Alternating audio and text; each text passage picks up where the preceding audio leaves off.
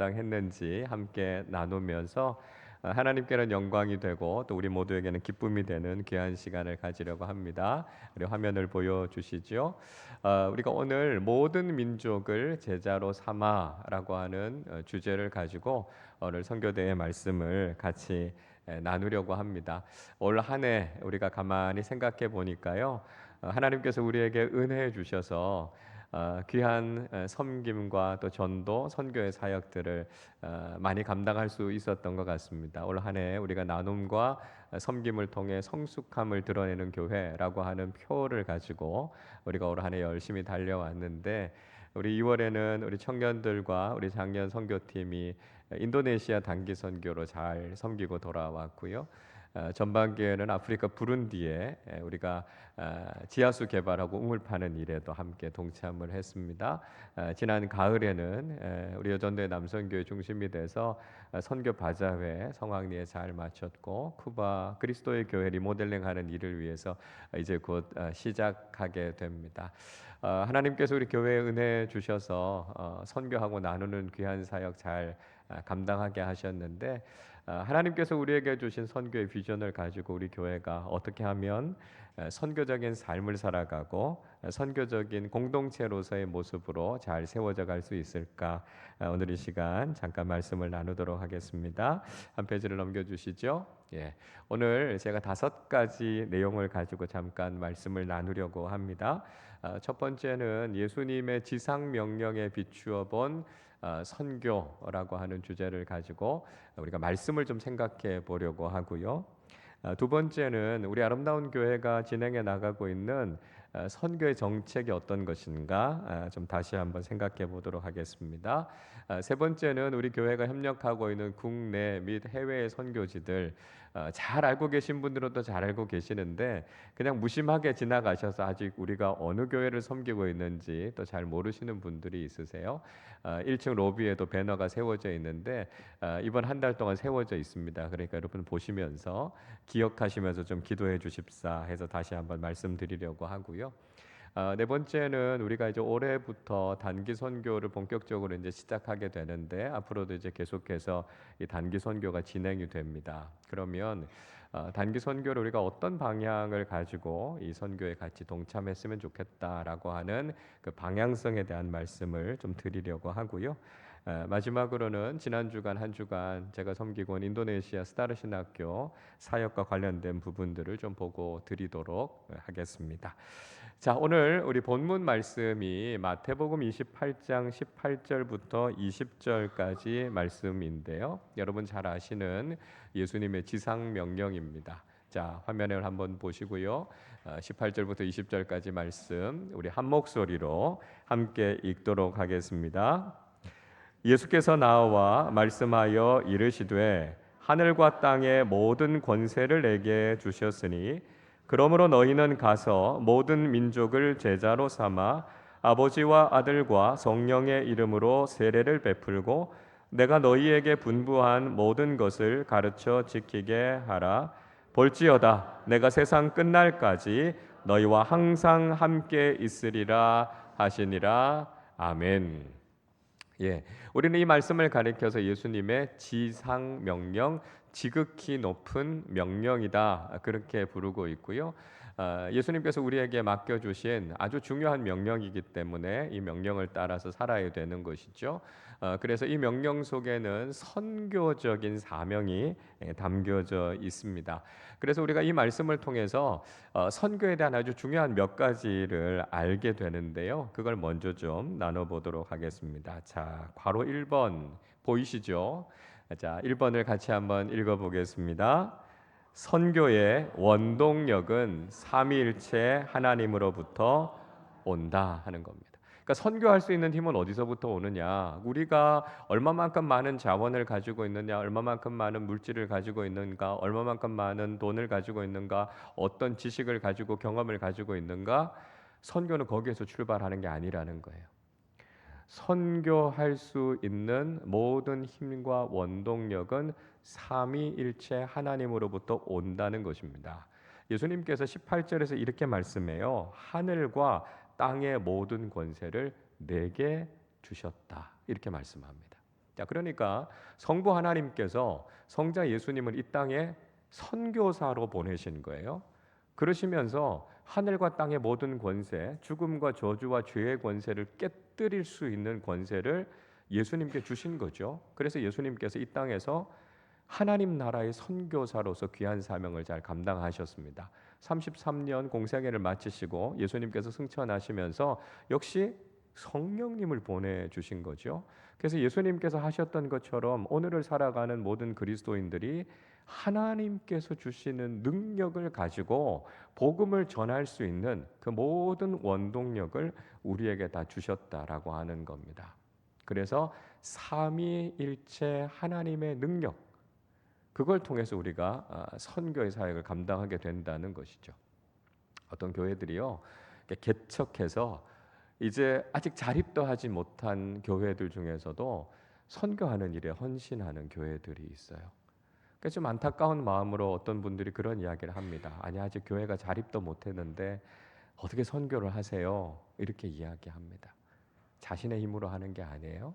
하나님께서 주시는 힘과 능력으로 하나님의 선교에 같이 동참하는 거예요. 하나님께서 원하시는 일들을 하기 시작할 때 하나님의 능력이 부어지는 것을 경험하게 된다는 거예요. 그래서 선교학에서 굉장히 중요한 개념 중에 하나가 바로 저겁니다. 하나님의 선교, 미시오 데이라고 하는 거예요. 선교는 하나님이 하시는 거예요. 교회는요, 하나님께서 지금도 한 생명을 살리기 위해서 온 땅 곳곳에서 하고 계시는 선교의 사역에 겸손하게 동참하는 거예요. 부르신 그 자리에 함께 참여하는 거예요. 교회가요, 교만해져서 우리가 가지는 돈 가지고, 우리가 파송한 선교사를 가지고, 우리가 가지고 있는 인력을 가지고 우리가 선교한다. No, 아니에요. 하나님은 태초부터 이미 온 세상에서 선교하고 계세요. 그리고 선교의 동역자로 우리를 불러주신 거예요. 그래서 지금도 선교하고 계시는 하나님과 함께 동역하는 것, 이게 바로 우리가 해야 될 일이고요. 그렇기 때문에 선교의 모든 원동력은 삼위일체 하나님으로부터 나온다라고 하는 것을 우리가 고백하게 된다는 것이죠. 자, 두 번째입니다. 2번을 같이 읽어보겠습니다. 선교의 방향은 가는 것, 보내심이다. 예수님께서 선교를 이야기하면서 말씀하세요. 너희는 가서, 이렇게 이야기합니다. 그러니까 선교는요, 가만히 있는 게 아니에요. 여기 오라고 이야기하는 게 아니에요. 여기 하나님의 은혜가 있고 여기 하나님의 임재가 있으니까 오세요. 물론 그것도 중요하죠. 그러나 우리는요, 누가 주님의 사랑이 필요한가? 어떤 사람에게 복음이 필요한가? 어떤 땅에 주님의 복음을 전해야 하는가에 관심을 가지고 움직이는 사람들이 돼야 된다라고 하는 것이죠. 그래서 선교사님들이 언어가 다르고 문화가 낯선 땅에 하나님의 보내심을 통해서 그 땅에 가는 것 아닙니까? 가서 그들의 영적인 필요를 채우고 예수 그리스도의 복음을 전하는 거예요. 그래서 선교의 실천은 가는 겁니다. 어디가 주님의 사랑이 필요하고 어디에 우리의 헌신과 우리의 참여가 필요한가라고 하는 것을 알고 우리가 적극적으로 움직이는 거죠. 그래서 교회의 울타리를 뛰어넘어서 우리가 부르심을 받은 선교 현장, 우리가 가야 할 곳이 어디인가를 찾아서 움직이고 가는 공동체가 될 때 우리는 선교적인 공동체가 될 수 있다라고 하는 것입니다. 세 번째를 보시죠. 3번을 같이 읽겠습니다. 선교의 목적은 제자 삼는 것이다 하는 겁니다. 예수님께서 계속해서 말씀하시죠. 모든 민족을 제자로 삼아, 이렇게 말씀합니다. 우리가 한글 성경에서는 잘 발견하기가 어렵습니다만 헬라어 원문 성경을 쭉 읽어보면 예수님의 말씀 가운데 동사는 딱 하나입니다. 제자 삼다라고 하는 겁니다.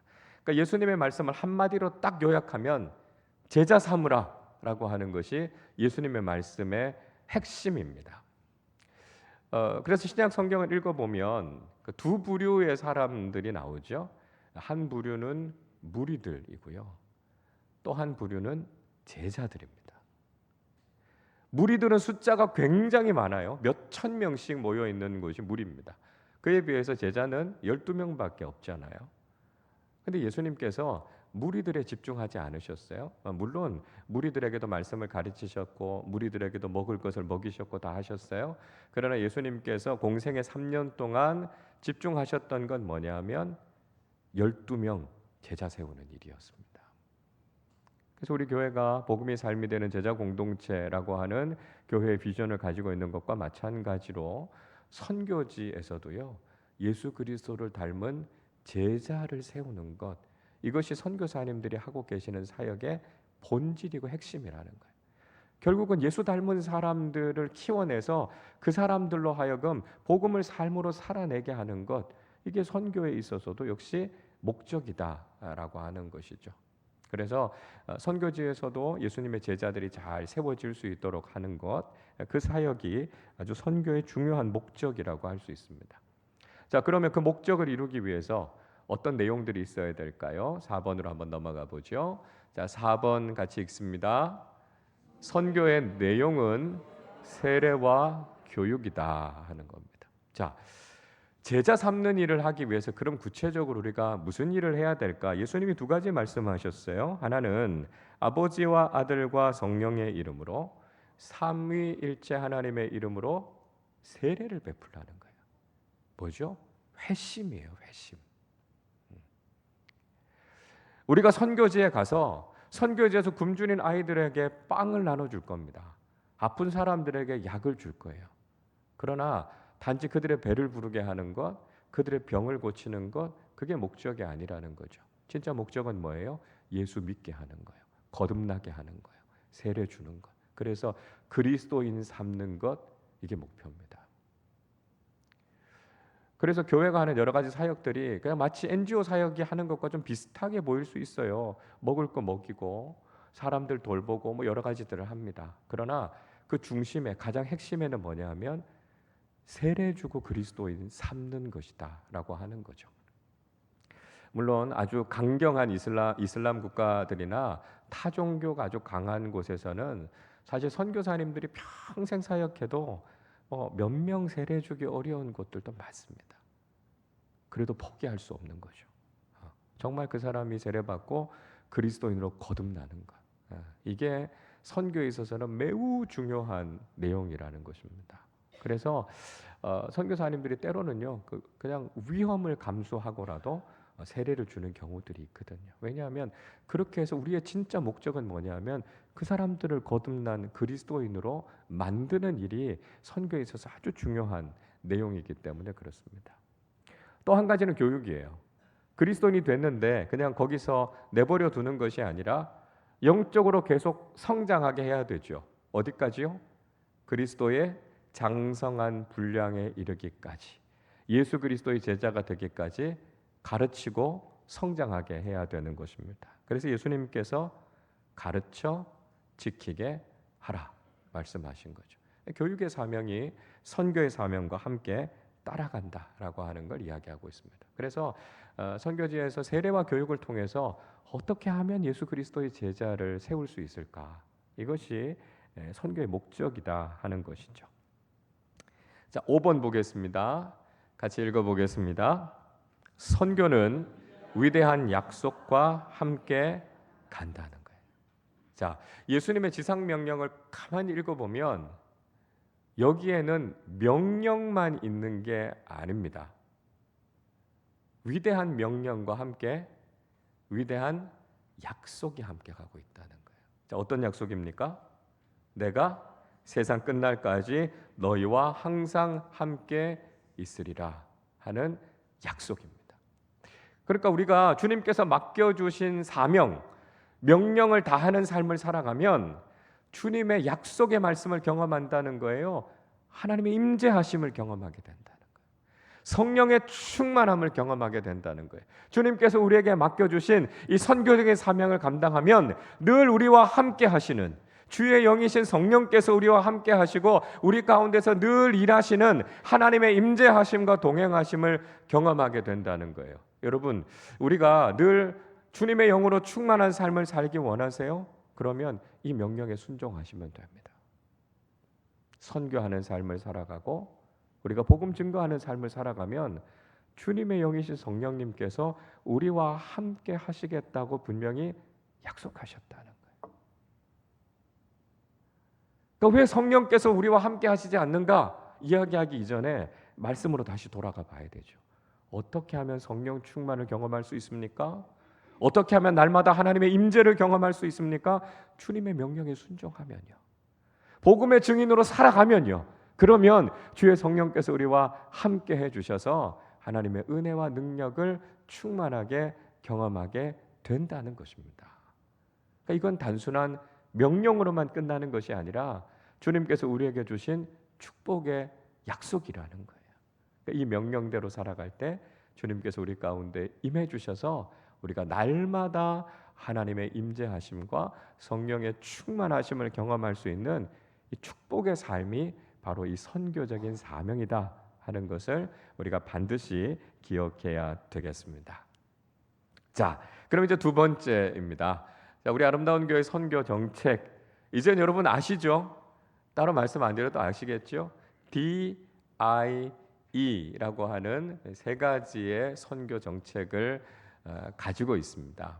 그래서 우리 아름다운 교회가 예루살렘 교회처럼 우리가 모여서 성령 충만함을 받고 기도하기에 힘쓰는 교회가 되어야 함과 동시에 안디옥 교회처럼 흩어지는 교회, 선교적인 교회로서의 사명을 잘 감당하는 우리 교회가 돼야 되겠다라고 하는 비전을 가지고 그럼 구체적으로 우리가 어떻게 선교를 실천할 것인가라고 하는 세 가지의 방향, DIE라고 하는 세 가지 방향을 말씀드립니다. 합치면 다이죠. 우리가 생명을 걸고 정말 이 일에 우리가 헌신하는 공동체가 돼야 되겠다라고 하는 것입니다. 자, DIE 세 가지. 첫 번째는 어려운 선교입니다. Important, difficult mission이에요. 뭐 선교가 쉬운 선교가 어디 있고 어려운 선교가 어디 있겠어요. 선교는 다 어렵죠. 근데 이제 물리적으로 우리가 좀 더 어려운 선교를 좀 감당하는 교회가 됐으면 좋겠다. 이제 그런 마음입니다. 그러니까 아무래도 좀 가까운 곳에 있는 선교사님들을 후원하는 교회들도 많고요. 또 단기 팀들이 갈 수 있는 경우들도 많이 있습니다. 근데 상대적으로 거리가 먼 곳은 선교하기가 좀 쉽지가 않아요. 그래서 선교사님들이 후원하는 교회들을 찾기가 좀 어렵습니다. 쿠바 같은 나라들, 부룬디 같은 나라들 뭐 한번 가려고 해도 24시간 이상 걸려야 하는 곳입니다. 어려운 곳에서 선교하고 계시는 선교사님들 우리가 그 마음을 같이 좀 나누면서 우리가 함께 하고 있습니다 하는 마음으로 우리가 좀 어렵지만 멀리 있는 우리 선교지들과 같이 좀 선교했으면 좋겠다 그런 마음을 가지고 선교하고 있습니다. 자, 두 번째는 중요한 선교예요. Important mission입니다. 뭐 역시 선교가 다 중요하지만 여러 가지 의미에서 우리가 좀 전략적인 선교지를 좀 선택하는 것이 좋겠다 그런 생각이 듭니다. 아무래도 이슬람이 아주 빠르게 성장하고 있기 때문에 이슬람권에서 복음을 전하는 게 참 중요하겠다 그런 생각이 듭니다. 그리고 공산권 국가들, 쿠바와 같은 공산권 국가들 이런 국가들 속에서 우리가 복음을 잘 전하고 그 체제를 좀 변화시킬 수 있는 여러 가지 영적인 영향력들을 좀 미칠 수 있으면 좋겠다 그런 생각들을 가지고 있습니다. 그리고 세 번째는 효과적인 선교예요. Effective mission입니다. 우리가 이왕 복음을 전할 때 아무래도 복음을 전하기 좀 어렵고 또 회심하기 어려운 곳보다는 좀 선교 열매들을 얻을 수 있는 곳이 어디가 있을까 좀 고민을 좀 많이 하고 있어요.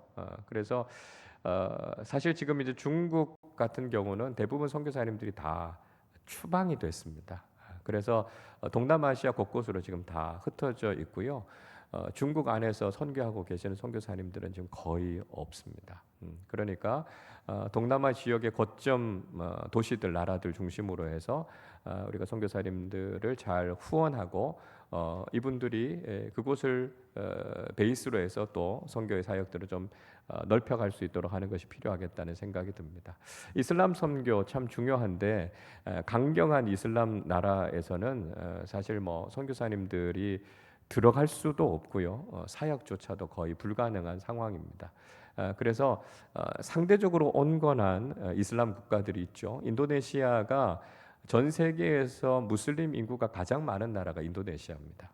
그런데 인도네시아에서는 6개의 종교를 공식적으로 허용해 주고 있기 때문에 인도네시아에서 복음 선교하는 사역들이 그렇게 어렵지가 않습니다.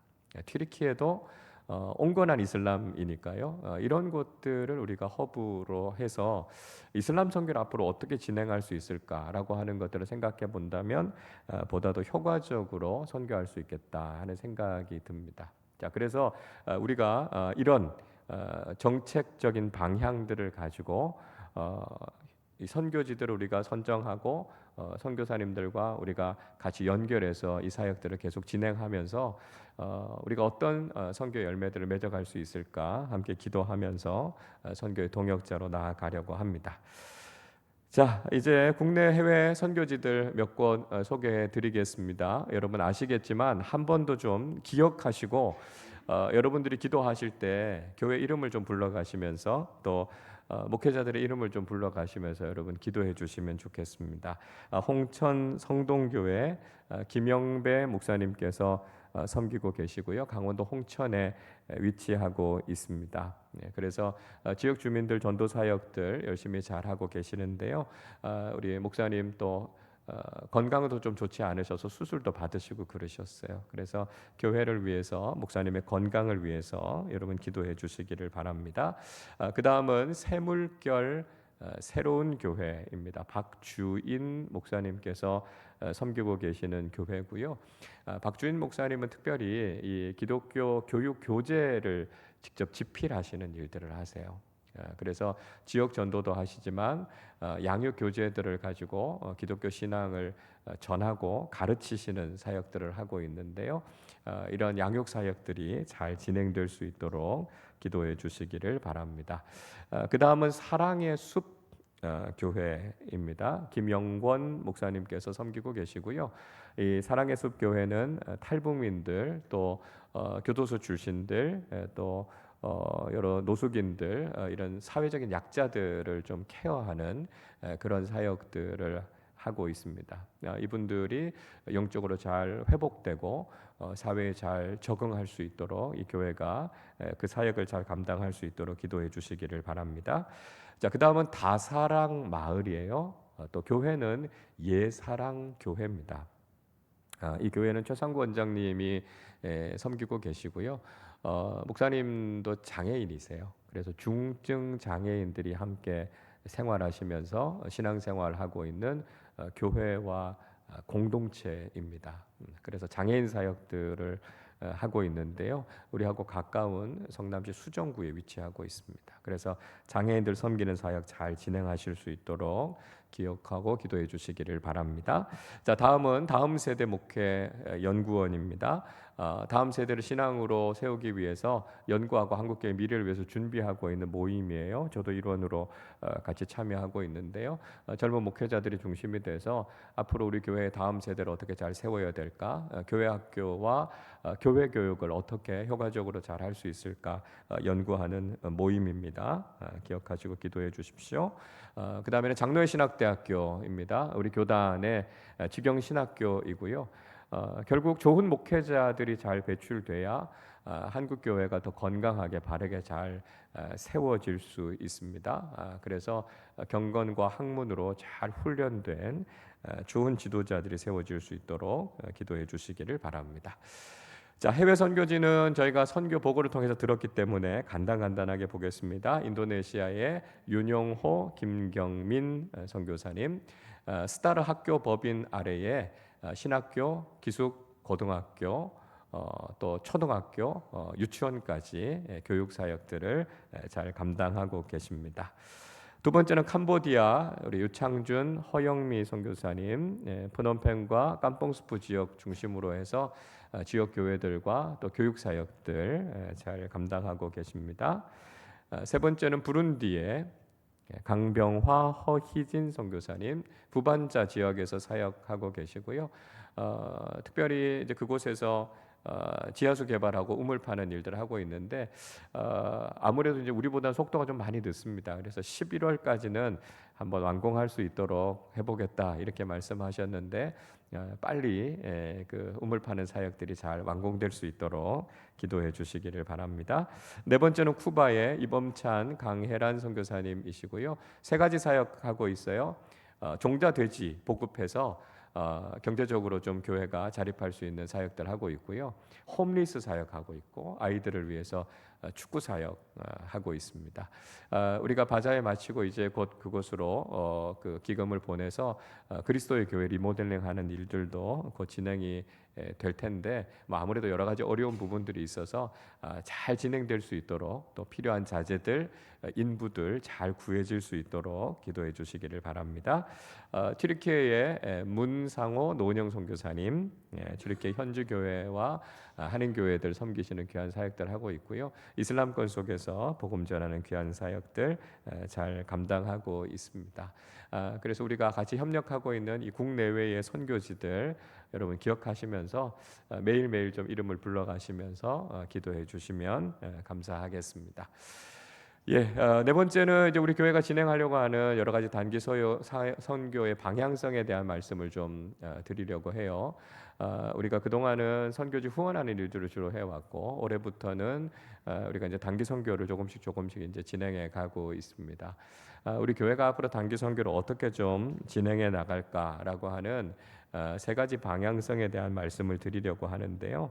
첫 번째는 의무감이 아닌 자발적인 선교를 좀 진행하면 좋겠다라고 하는 겁니다. 그러니까 교회가 이런 선교합니다. 여러분 같이 동참하십시오. 이런 탑다운 방식의 선교가 아니라 여러분들이 선교지를 위해서 기도하고 우리가 후원하고 있는 이런 선교지를 생각하면서 우리가 정말 저기에 함께 가서 선교했으면 좋겠다라고 하는 어떤 자발적인 참여와 동기부여가 중요하겠다라고 하는 겁니다.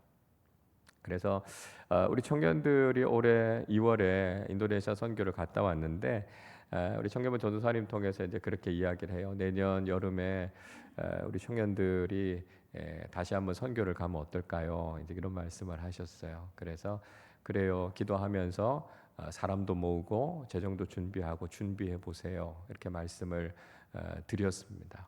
그래서 우리가 자발적으로 참여하면 그만큼 더 동기부여가 되고요. 그만큼 더 헌신하는 마음, 뜨거운 마음들이 생기죠.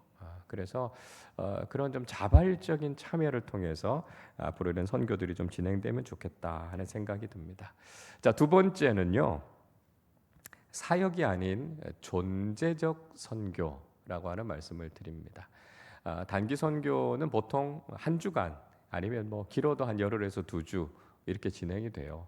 그러니까 그러다 보니까 우리가 사실 가서 많은 사역을 하거나 많은 일을 하기는 좀 어렵습니다. 그리고 이제 어떤 단기 팀들은 여기서 막 열심히 준비해서 무조건 우리가 준비한 사역은 거기 가서 다 하고 와야 돼. 이런 욕심이 생기다 보면 선교지하고 잘 안 맞는 사역들을 하고 오는 경우들도 있습니다. 그래서 우리가 물론 가서 사역을 하는 것도 중요하지만 우리가 선교에 대한 비전을 품고 또 선교지가 좀 어떤 상황인가라고 하는 걸 좀 눈에 마음에 좀 담아 갖고 돌아오고요. 그래서 우리가 선교해야 되는구나라고 하는 마음을 깨달아서 우리 자체가 좀 선교적인 존재로 좀 거듭나면 좋겠다라고 하는 것이죠. 그래서 선교지를 경험하고 우리가 정말 선교적인 존재로 거듭날 수 있는 그런 계기가 될 수 있도록 하면 좋겠다는 것입니다. 교회론에서 저 미셔널 처치라고 하는 말이 있는데요. 이 미셔널 처치라고 하는 말은 선교적 교회라는 거예요. 그러니까 이건 뭐 선교사를 많이 보내는 교회다 그런 뜻이 아니고요. 교회의 존재 목적 자체가 선교하기 위함이라는 거예요. 그래서 우리가 교회됨의 본질이 뭐냐 하면 복음 증거하는 것, 선교적인 삶을 살아가는 것, 이게 교회의 본질이다라고 하는 것이죠. 그래서 교회가 그런 선교적인 본질에 충실해지는 것, 그러기 위해서 우리가 단기 선교를 통해서 선교지를 경험하고 우리가 선교적인 존재로 거듭날 수 있는 아주 좋은 계기가 되는 것이 이 단기 선교입니다. 꼭 해외에 나가지 않아도 국내에 우리 동역 교회들에 방문하면서도 이런 선교적인 마인드를 갖는 것이 중요하다는 것이죠. 자, 세 번째는요. 교회 중심이 아닌 가족 중심 선교입니다. 그래서 저는 우리 가정들이 한 4가정 5가정 이렇게 같이 모여서 우리가 함께 좀 선교하러 갔으면 좋겠다, 이런 동기부여들이 좀 됐으면 좋겠어요. 그래서 우리가 가족들이 함께 여행을 할 수도 있지만 우리 가족들이 선교지를 경험하고 오고 같은 영적인 체험을 하고 온다라고 하는 게 얼마나 소중한 경험이겠어요. 그러니까 가족들이 모여서 같이 갔다 왔던 선교지를 위해서 같이 기도할 수 있지 않겠습니까? 그래서 필요한 선교 훈련을 저희가 교회에서 또 시켜드리고요. 또 선교지 저희가 뭐 후원하고 있는 선교지뿐만이 아니라 많은 선교사님들과 저희가 네트워크돼 있으니까요. 그래서 그 선교지들과 연결해서 우리가 같이 가족 단위의 선교 경험, 또 단기 선교들을 좀 실시하면 좋겠다, 이런 생각이 듭니다. 그래서 이런 방향을 가지고 앞으로 단기 선교들을 좀 진행해 나갈 생각입니다. 자, 마지막으로는요. 이번에 인도네시아 스타르 신학교 사역 다녀왔던 내용들을 잠깐 보고하고 마치도록 하겠습니다. 인도네시아의 상징이 되는 게 이 가루다라고 하는 새라고 해요. 독수리 비슷한 좀 전설적인 새가 이 가루다라고 합니다. 인도네시아 국영 항공사의 이름이 가루다 인도네시아 항공인데요. 저도 처음 알았어요. 이 가루다가 이 새를 가리킨다는 걸 처음 알았고요. 이 가루다라고 하는 새 가슴에 5가지의 문양이 있습니다. 이걸 가리켜서 판짜실라라고 그런다 그래요. 5가지의 원리라는 겁니다. 그래서 이 인도네시아가 독립하고 나라를 세우면서 5가지의 통치 이념을 세웠는데요. 그 가운데 뭐냐면 자유민주주의와 또 통합, 화해, 수용, 이런 것들이 그 속에 담겨져 있어요. 처음에 이제 나라가 독립하면서 무슬림이 대부분이니까 샤리아법이라고 하는 이슬람 율법을 그 법에다가 헌법에다 집어 넣으려고 했다는 거예요. 그런데 이제 그렇게 하다 보면 여러 종교를 가지고 있는 사람들이 서로 다투면 인도네시아가 하나가 될 수 없다. 그래서 6개의 종교를 공식적으로 인정하는 법을 세우게 됐습니다. 그래서 인도네시아가 그렇게 무슬림 숫자가 많음에도 불구하고 거기에서 교회와 또 여러 선교 사역들이 가능할 수 있었던 게 바로 이 판짜실라라고 하는 통치 이념 때문에 그랬다 그래요. 그러니까 하나님 은혜죠. 이슬람이 가장 많은 나라에서도 저렇게 교회가 흥왕할 수 있고 선교를 할 수 있다라고 하는 건 하나님의 특별하신 은혜다라고 하는 걸 우리가 알 수 있습니다.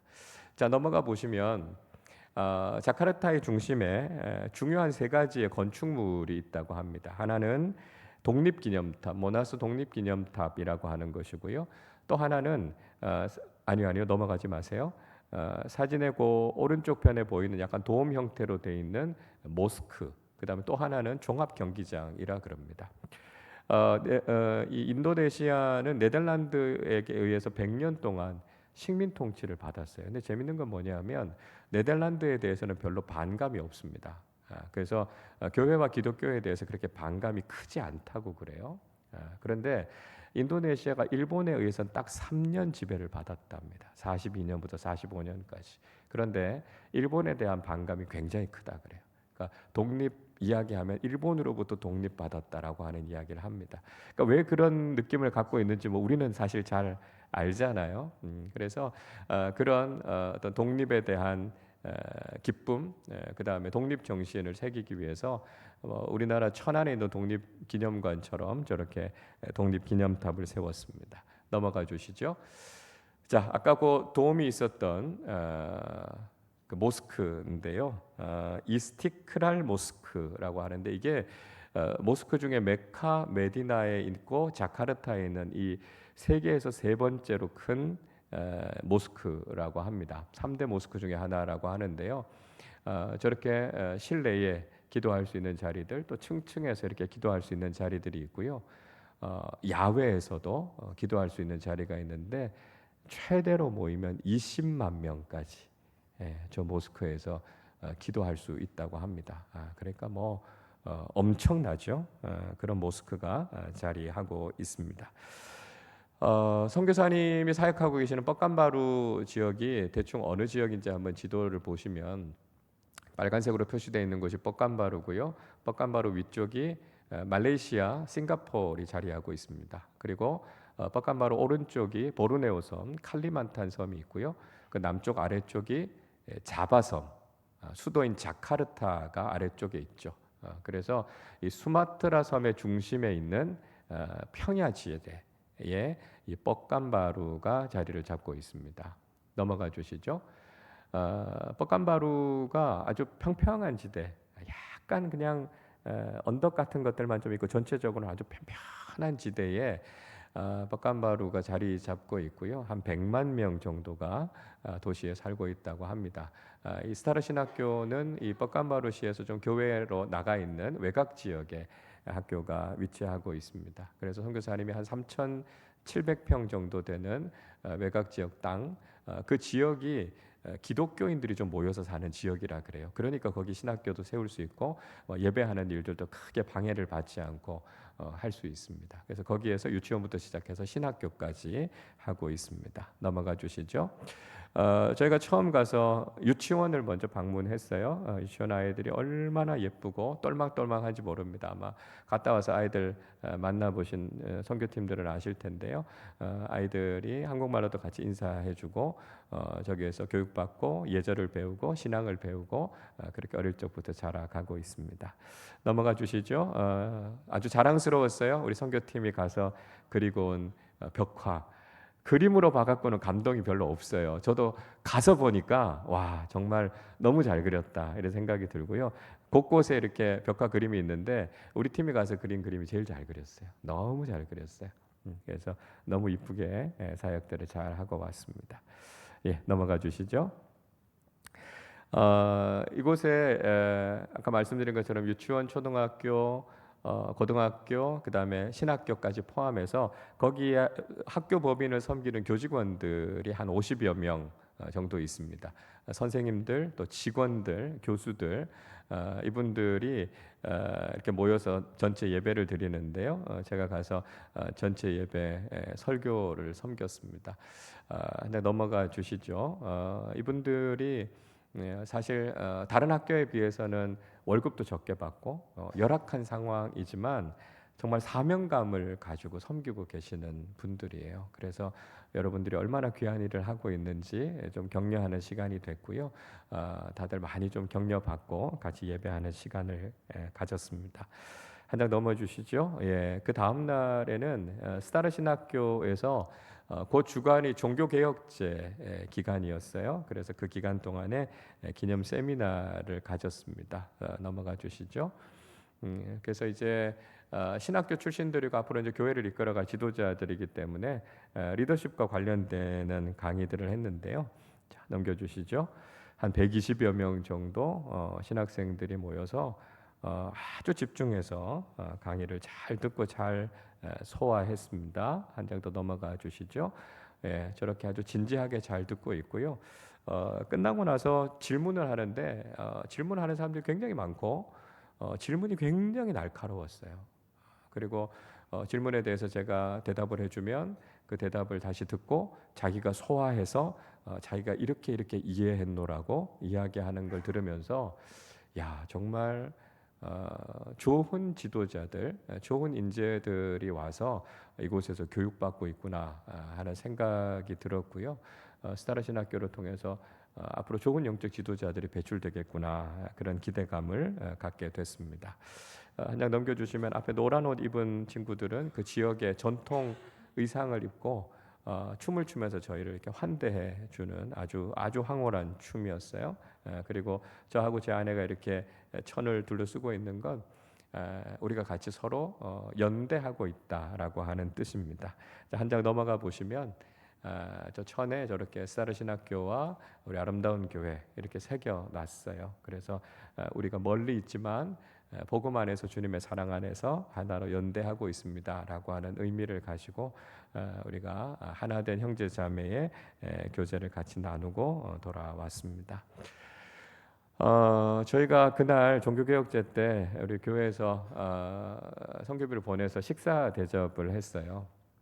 한 250여 명 정도 되는 학교 학생들 또 직원들 식사를 하는데 뭐 평소에는 밥이랑 한두 가지 정도 이렇게 반찬으로 식사를 했는데 그래도 저희가 조금 헌금한 것들 가지고 좀 풍성하게 그렇게 같이 음식을 나눌 수 있었습니다. 많은 분들이 영적으로 말씀으로 도전받고 또 음식 먹으면서 기쁘게 같이 기쁨을 나누고 종교개혁자 축제 모든 행사들을 잘 마쳤습니다.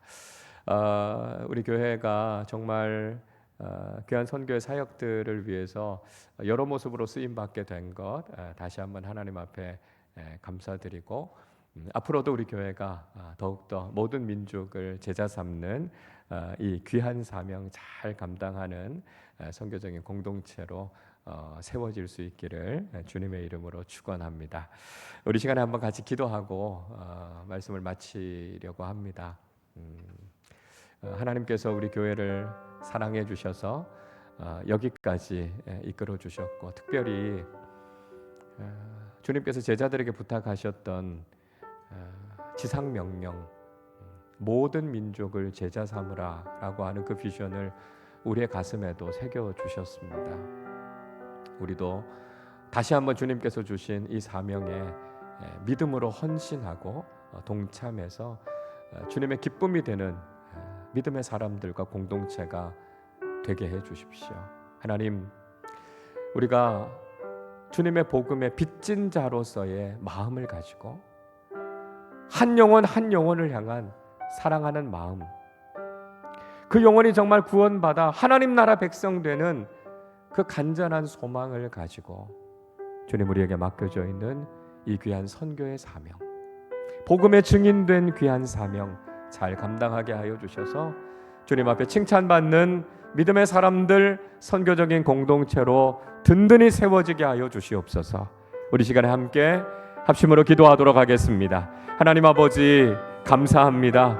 우리 교회 창립 35주년을 맞아 우리가 선교 대회로 함께 말씀을 나누고 있습니다. 하나님 아버지, 우리를 죄와 사망에서 구원하여 주셔서 하나님 자녀 삼아 주신 그 은혜와 사랑이 너무 감사해서 이제는 주님께서 우리에게 원하시는 복음의 증인으로서 선교적인 삶을 살아가는 그리스도인으로서 하나님 우리를 불러주심을 감사합니다. 하나님 아버지, 우리가 주님께서 우리에게 맡겨주신 지상 명령과 선교적인 사명에 충성을 다하는 믿음의 사람들, 믿음의 공동체로 서게 하여 주셔서 하나님 주님의 생명의 복음, 구원의 복음, 진리의 복음을 땅끝까지 이르러 증거하는 귀한 사명 잘 감당하게 하여 주시옵소서. 모든 민족으로 제자 삼으라 말씀하신 주님의 그 사명의 말씀이 우리의 가슴 속에 살아 꿈틀대게 하여 주시고 아버지 하나님, 우리가 만나는 모든 사람들에게 예수 그리스도의 복음을 증거하며 주님 가라 말씀하시는 그 명령에 순종하여 주님께서 보내시는 그곳에서 복음의 증인으로 선교적인 삶으로 주님 앞에 충성을 다하는 믿음의 일꾼들 되게 하여 주시옵소서. 하나님 아버지, 올 한 해 우리 아름다운 교회가 선교적인 귀한 사명을 감당할 수 있도록 충성하게 하심을 감사드립니다. 하나님 아버지, 앞으로도 세계를 향해 많은 사람들 안에서 선교하시는 하나님의 선교에 동참하는 믿음의 사람들, 믿음의 공동체가 되게 하여 주셔서 선교적 교회로서의 귀한 사명을 잘 감당하게 하여 주시고 복음의 증인으로서의 사명을 잘 감당하여 주님 앞에 칭찬받는 믿음의 공동체로 서게 하여 주옵소서. 한 생명을 살리고 한 영혼을 구원하는 일을 위해서 충성하고 헌신하는 우리 아름다운 교회가 되게 하여 주셔서 주님의 마음이 있는 곳, 주님의 시선이 있는 곳, 주님의 사랑을 증거하고 주님의 복음을 증거하게 하여 주셔서 땅끝까지 이르러 주님의 증인되는 귀한 사명 충성되게 감당하는 하나님 나라 귀한 일꾼들로 살아가게 하여 주시옵소서. 하나님 아버지 감사합니다. 우리를 구원하여 하나님 자녀 삼아 주신 것도 감사한데 우리에게 귀한 사명 맡겨주셔서 땅끝까지 이르러 내 증인이 되라 말씀하시는 사명자로 우리를 불러주셨습니다. 하나님 아버지, 우리에게 가라 말씀하시는 선교의 땅을 향해 순종하며 나아가는 믿음의 공동체가 되게 하시고 우리를 보내시는 그곳에서 나를 살리신 예수 그리스도의 복음, 나를 품어주신 예수 그리스도의 사랑, 그리고 모든 민족으로 제자 삼아 모든 것들을 가르쳐 지키게 하라 말씀하시는 주님의 지상 명령에 충성을 다해 순종하는 우리 모든 교우들과 우리 아름다운 교회 되게 하여 주옵소서. 하나님, 올해 귀한 선교의 열매들을 맺을 수 있도록 주님께서 은혜를 베풀어 주심을 감사합니다. 여기에서 머물지 않게 하시고 하나님, 우리에게 부탁하시고 맡겨주신 선교적인 귀한 사명 더 잘 감당하는 믿음의 사람들과 믿음의 공동체가 되게 하여 주옵소서. 함께 협력하고 있는 국내외의 선교제들 가운데 하나님 함께하여 주셔서 하나님, 우리가 하나님 나라의 복음을 위하여 함께 동역하며 하나님 나라를 세워나가며 주님께서 우리에게 부탁하신 이 선교적인 사명을 향해 충성을 다하는 믿음의 동역자들로 살아가게 하여 주시옵소서. 우리가 땅끝까지 이르러 주님의 복음 가슴에 품고 복음의 빚진 자로, 주님의 사랑의 빚진 자로 나아가 주님의 복음 증거하는 귀한 주님의 일꾼들로 살아가게 하여 주옵소서. 감사드리며 우리 주님 예수 그리스도의 이름으로 기도하옵나이다. 아멘.